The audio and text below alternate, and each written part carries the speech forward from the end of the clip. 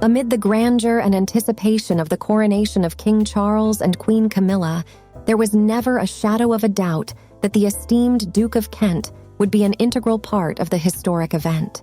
From his prominent place on the second row in Westminster Abbey to join the select few on the balcony of Buckingham Palace after King Charles's outlook on slimming down the monarchy, the Duke's presence was an affirmation of his unwavering dedication to the royal family over the years. Unlike his younger brother, Prince Michael of Kent, the Duke of Kent managed to steer clear of controversy, earning him the endearing nickname Steady Eddie within the family. His commitment to duty and unwavering support for the Queen was evident when he once said, "I always felt I wanted to support her. That's by far the most important thing in life." Such loyalty and devotion made him an indispensable member of the royal circle. The Duke's long-standing service to the monarchy was further showcased during the somber procession behind Queen Elizabeth II's coffin as it made its way to Westminster Abbey. This poignant journey marked the 70th anniversary of a similar duty he had undertaken for his uncle, King George VI.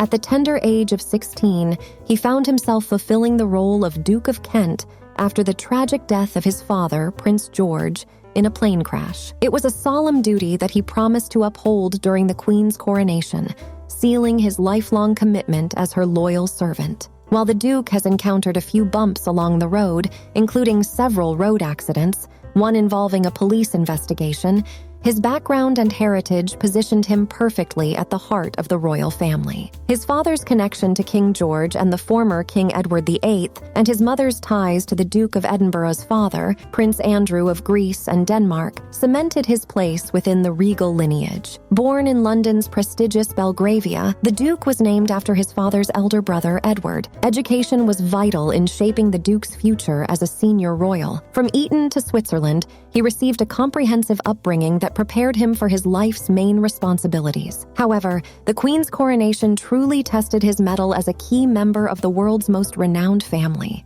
In his autobiography, aptly titled A Royal Life, the Duke revealed his nervousness about forgetting his lines during the ceremony. But with the support of the Bishop of Durham, who provided him with the necessary cue cards, he successfully played his part in the impressive and lengthy service. The Duke's military career commenced in 1953 when he joined the Royal Military Academy at Sandhurst. He demonstrated great distinction over the next 21 years, serving in conflict zones like Northern Ireland and Cyprus. During this time, he had his fair share of road mishaps, including a head-on collision and a dramatic accident where his convertible plunged into a ditch. Each incident failed to deter him from his unwavering determination to get back on track. In June 1954, the Duke's first encounter with danger on the road sent shockwaves through his young life. At 18 years old, he was in a heart-stopping head-on collision while driving a Hillman. The accident left him hospitalized with a concussion, but failed to dampen his determination to conquer the road again. Merely 3 months later, fate threw another obstacle in his path. This time, a fallen tree crossed his trajectory, resulting in a minor scratch above his right eye. However, the true test of his resilience occurred in July 1955, when the Duke faced a perilous dance with death.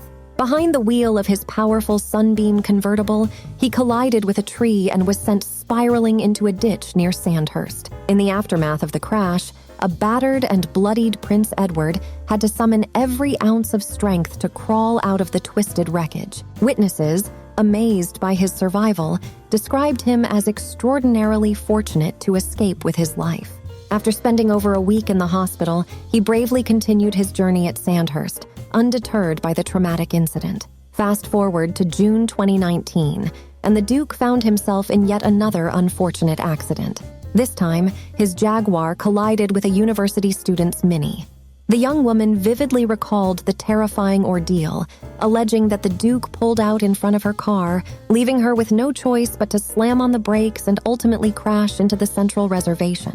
In 1961, the Duke of Kent encountered a love story that captured the public's imagination. His courtship with Catherine Worsley, the daughter of a Yorkshire landowner, was often compared to the romantic tales of Wuthering Heights or Jane Eyre.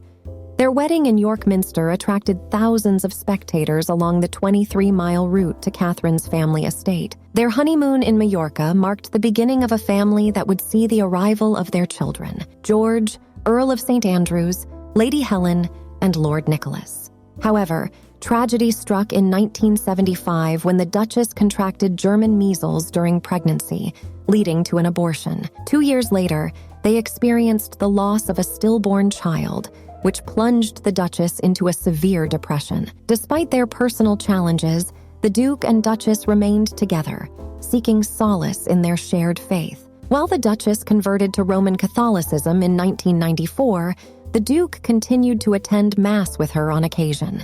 Throughout his life, the Duke of Kent committed himself to a myriad of charitable endeavors and organizations. His involvement with 140 different charities, his long-standing presidency at the All England Lawn Tennis and Croquet Club, and his representation of the monarch on international trips solidified his role as a dedicated servant of the crown.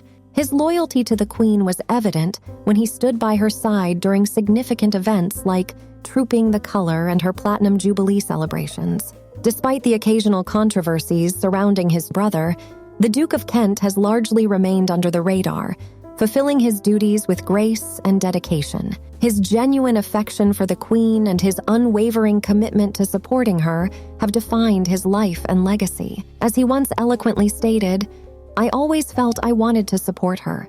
That's by far the most important thing in life." If you enjoy this video, please show your support by giving it a thumbs up and consider subscribing to Modest Narratives for more interesting royal content.